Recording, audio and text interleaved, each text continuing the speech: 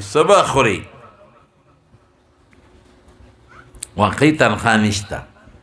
زمونږ د مدرسینو 3000 او 4000 تنخواه ده زیاته نشته په مدرسه کې ډېر بې تنخواه غریبانان خدمت کوي د یو قاري نه مې تپوس وکړو مې حافظ صاحب څومره تنخواه دی ده وایي 2000 رښتیا ووایه خلک خو در ورځې 2000 ګټي 4000 تنخواه ده نو یو بابا ما ته وایي دا د میاشتې مې دا د ګنټې تنخواه خو وي د میاشتې وایي په دې ستاسو ګزاره کېږي په 4000 مې بابا جي په دې کې موږ له خدای ښه فراخه ډوډۍ راکوي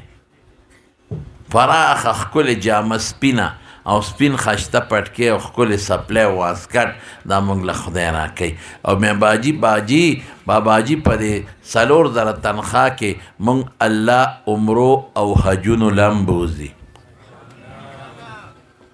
موږ به قرضداري نه یو شکر دی که ته زوی خواهشات پوره کوي او واده وله کوي او بنګلې وله جوړوي بیا به قرضداري یا په لور په واده ډېرې خرچې کوي نو بیا له خبره ده لیکن په ضروریاتو کې به دې خودکفیلي دی به انشاءالله په ضروریاتو کې 1 روپۍ قرضداري نه د ډوډۍ او جامه دا به الله پوره کوي ما ته وایي مولوي صاحب دا څنګه مونږ خو 15000 تنخواه اخلو او میاشته پې نه رسو او ته وایې په 4000 کې زمونږ هر څه کېږي دا څنګه مې باباجي په څنګه نه پوهېږم نه آخر دا څنګه مې زه ته په څنګه نه پوهېږم نو په 4000 کې څنګه مې ته بیا څنګه کې دا څنګه څه صیغه ده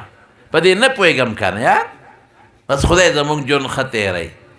بس هغه روان شو نو چې داسې لږ لاړ نو د جیب نه یو 15000 روپۍ نوټ راوایسته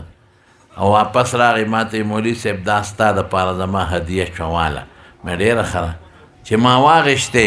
نو مې باباجي تا اوس یو ټکې 2-3 ځله ووې تا څه وې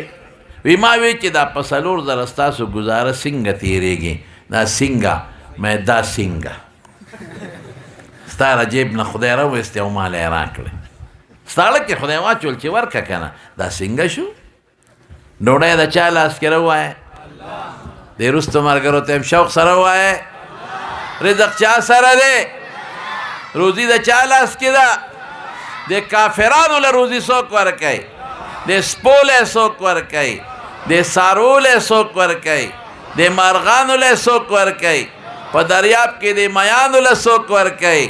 ماشاءالله نو چې خدای پاکې دې مخلوق له ورکوي نو چې قرآن ته ناست دی هغه له به ورکوي که بیا نه ورکوي دا مه وایه چې ډوډۍ به د کوم ځای نه ډوډۍ د الله سره ده ته لا د مور په ګېډه کې ناست وې کوم ځای کې د مور په ګېډه کې 40 ورځې نطفه 40 ورځې بیا علقه شي بیا 40 ورځې مدغه شي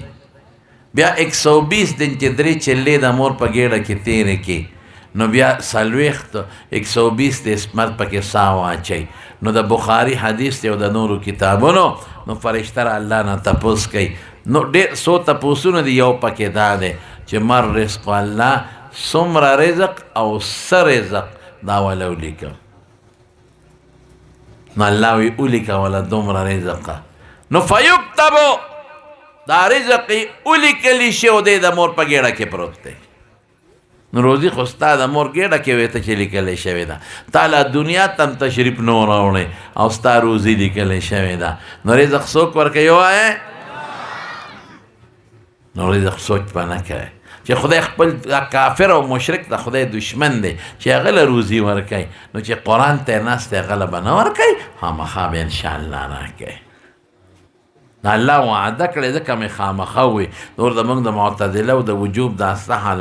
د عبادو په الله قایل نه یو وعده یې وکړه پوره کوي به الله ان الله لا یخلف المیعاد او چې کوم شی الله ولیکه دا کوي پروردګار نو روزي به خدای ورکوي نو دا به نه وي چې مولا او حافظ او قاري مې کا ډوډۍ به څوک ورکوي الله به ورکوي دا بچې چې ستا د قرآن تلاوت کوي څونه به الله خوشحالی تفسیر